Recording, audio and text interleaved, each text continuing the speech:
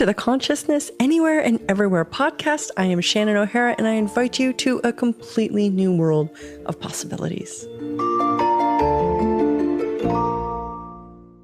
Hello, everybody. So what's coming up on today's podcast is a little Halloween Facebook Live special I did on Halloween. I really wanted to create a Halloween-themed podcast this year, but my sort of date release for the podcast sort of fell either well before Halloween or well after. So we chose after, and what the hey, I think you're going to still enjoy it. It's a Talk to the Entities themed podcast, and there hasn't been very many of those. So I hope you enjoy it.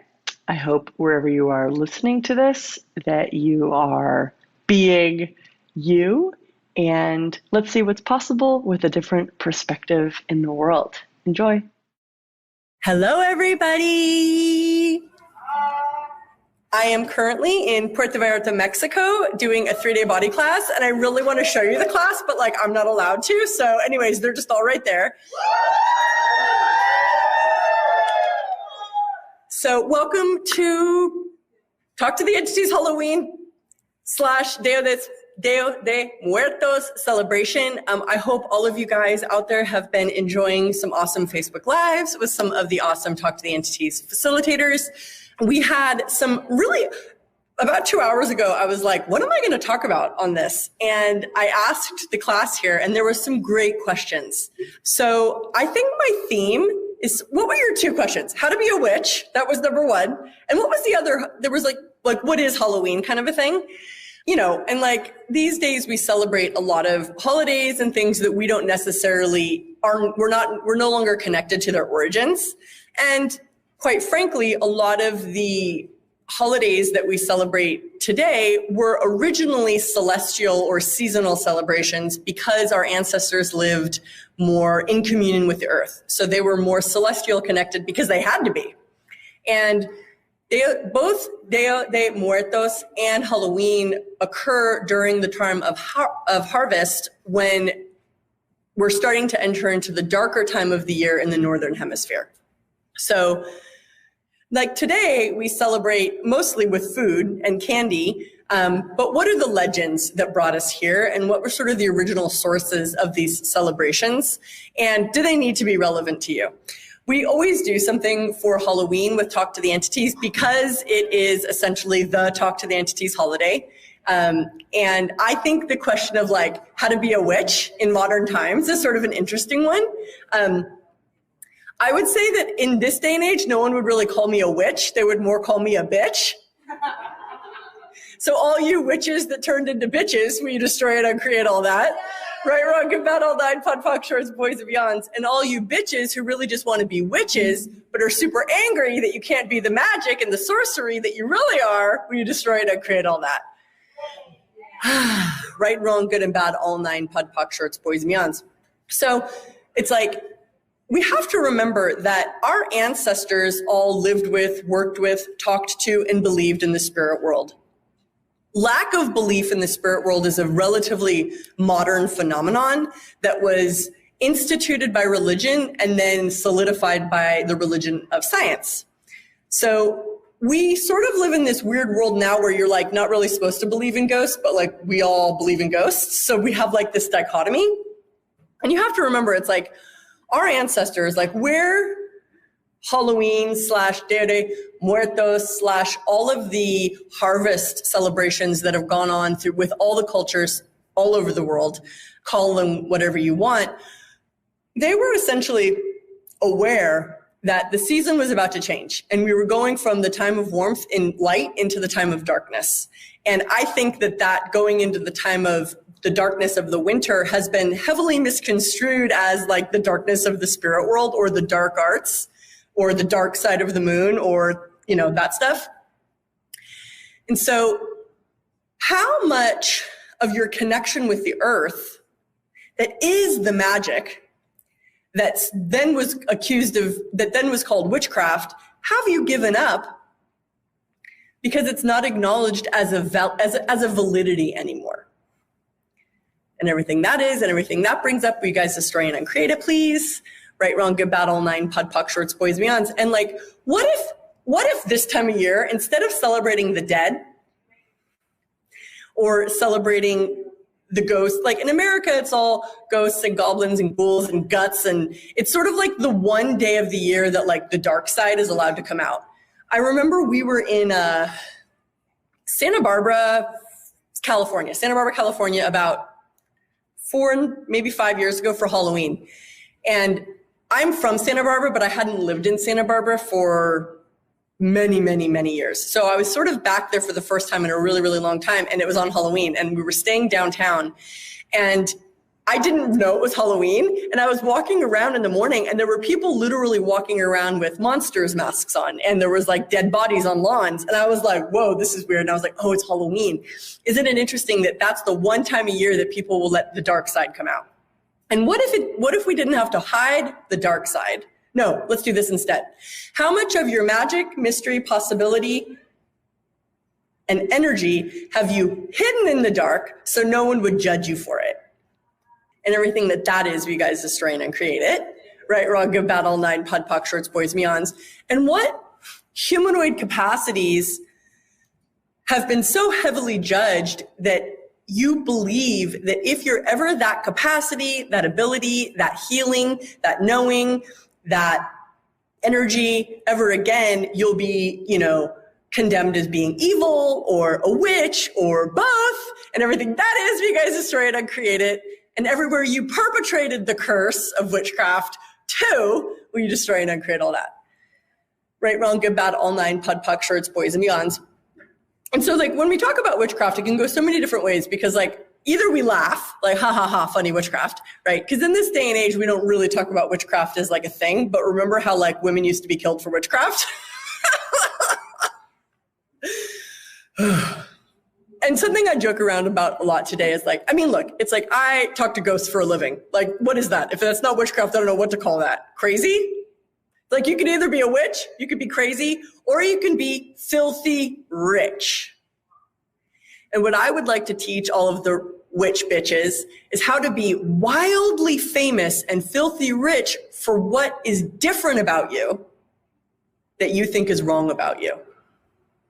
And everything that is and everything that doesn't allow it, will you all please destroy and uncreate it?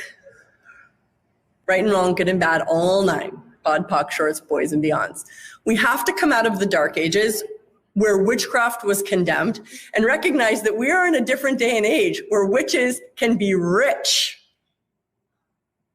And no one really condemns you for witchcraft anymore because nobody believes in it. So we're pretty much free now.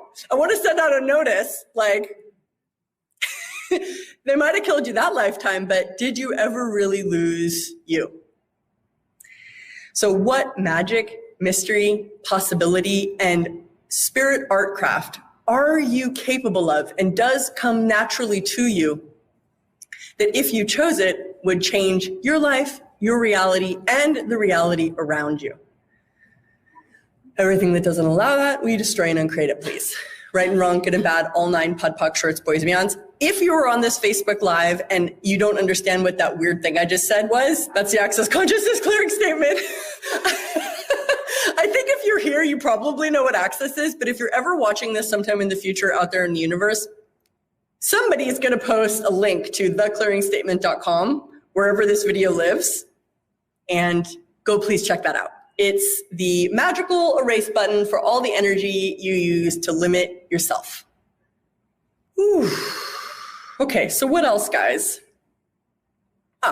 Since I'm in Mexico, I'm going to probably take the track of Dia de Muertos, which is basically an ancestral celebration. So most indigenous cultures still do ancestral celebrations. We have lost that in a lot of the Western Anglo cultures. We don't do ancestral celebrations. We pretend like once you die, then you're like gone forever. But in more indigenous cultures and more not traditional native cultures, there's still a lot of ancestral worship and ancestral relevance, like Mexico, Africa, all of Asia, basically everywhere that is not a European descent culture. So all of the ancestors that have just come into the room, and all of your ancestors that are out there with you guys. It's like, this is the talk to the entities point of view. So you have to remember, like, I grew up in a Western European descent culture. I didn't have actually any relationship with my grandparents that were alive, let alone my ancestors before them. Both of my biological parents basically ran away from their families. So I didn't have there wasn't like a really strong family connection, let alone ancestral connection. So when I first started working with entities, it was like, okay, what do I do with this awareness rather than just be scared all the time, right? Because that's where it started for me. Like, I've been aware of the spirit world all my life, and I'm really lucky because I was raised by Gary Douglas, is an fucking incredible man.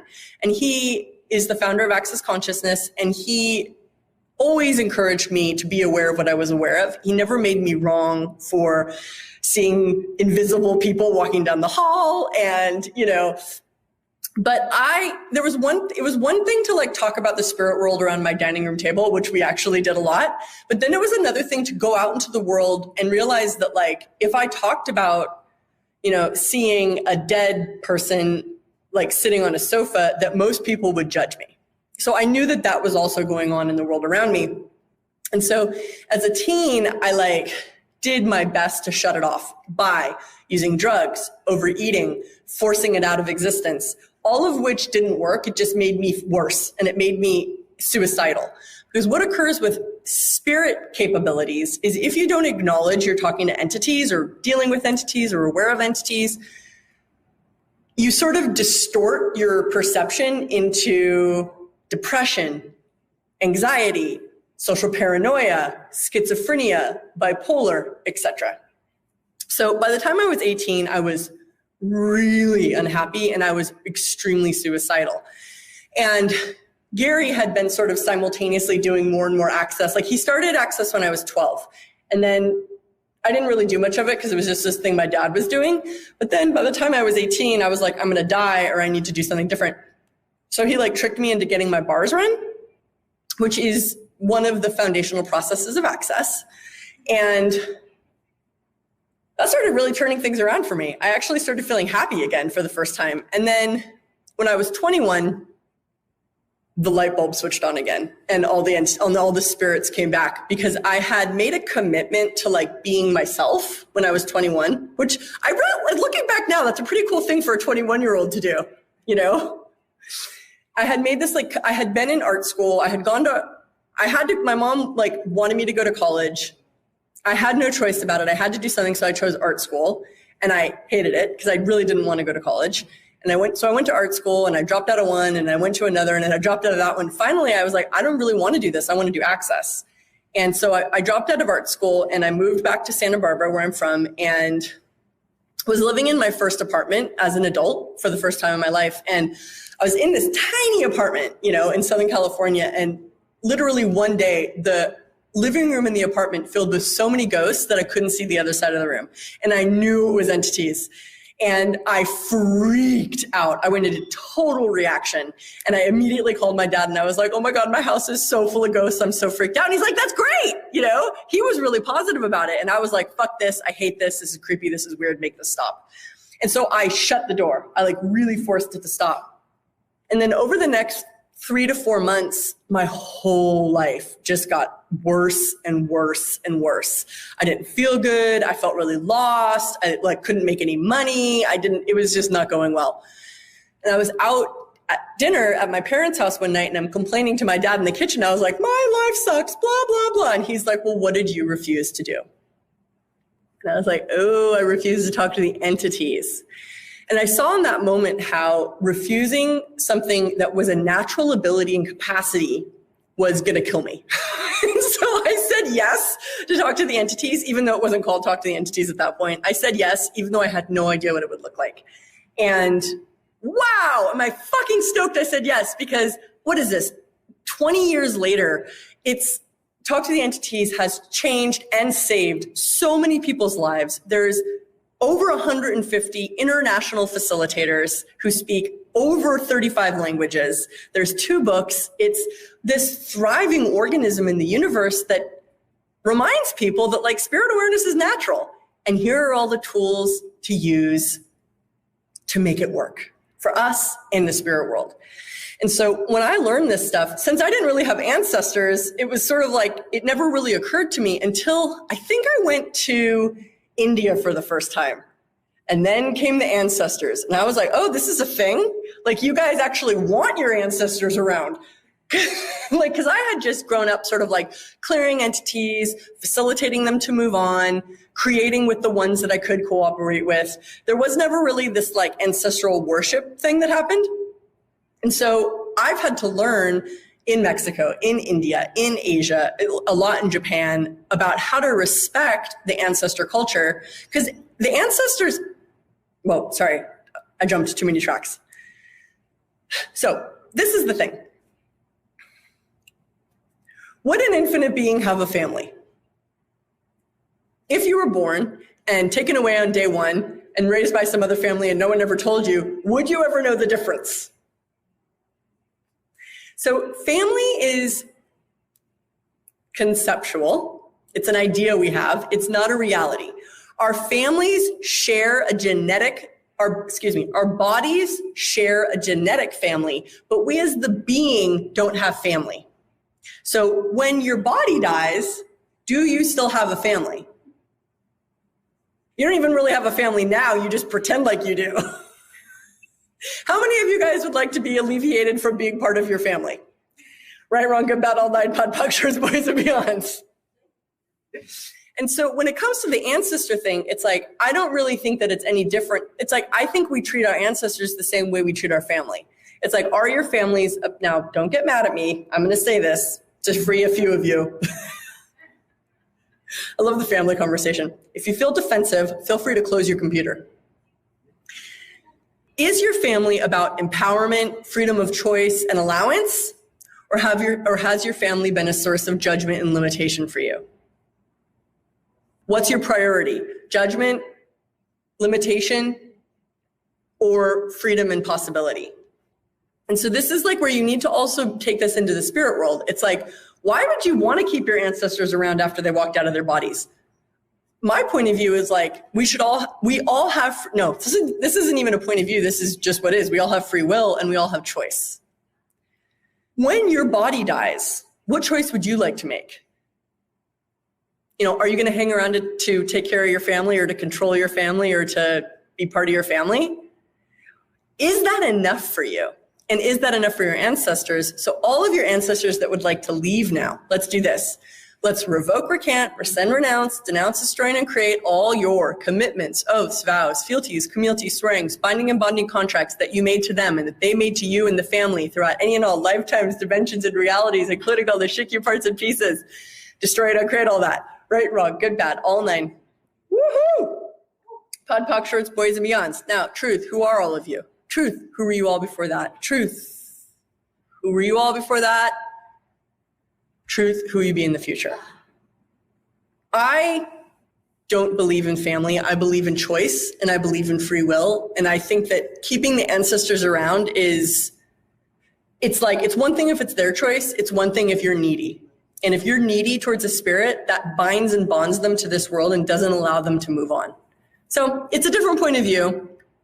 It's a different way of looking at ancestral things. It's a different way of looking at family, period.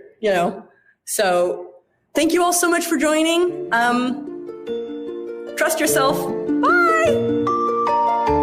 Thank you for listening to this show. My target is to make consciousness easy to find and choose. So if you enjoyed this podcast, please leave a 5-star review on iTunes and share this with somebody who you know who might be looking for more consciousness in their life. You can visit me on Shannon-O'Hara.com or talktotheentities.com. And to learn more about the amazing tools of Access Consciousness, you can visit accessconsciousness.com and be sure to subscribe to the podcast.